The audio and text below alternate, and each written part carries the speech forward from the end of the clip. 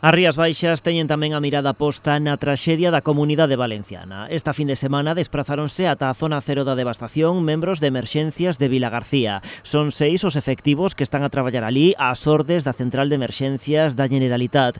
A expedición Vilagarcía inclúe 2 coches, un quad e un remolque con bombas de achique e tamén xeradores de electricidade ou equipos de escarceración e iluminación.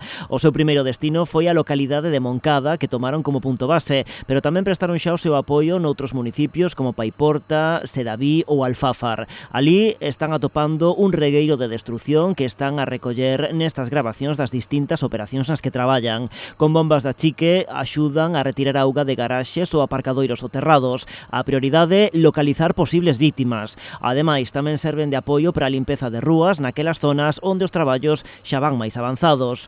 O contingente Vilagarcía sumouse nas últimas horas outro grupo con 6 voluntarios de protección civil de Cambados. Partiron esta pasada madrugada cara ao municipio de Alfafar en 2 vehículos con maquinaria, bombas e xeradores. Nun dos vehículos tamén levan alimentos e outros produtos recollidos nos últimos días, porque esa é a outra parte do apoio que están a recibir os afectados pola gota fría.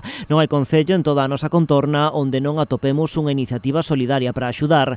Ademais desa recollida en Cambados, esta fin de semana houve, por exemplo, campañas en Meaño ou Poio.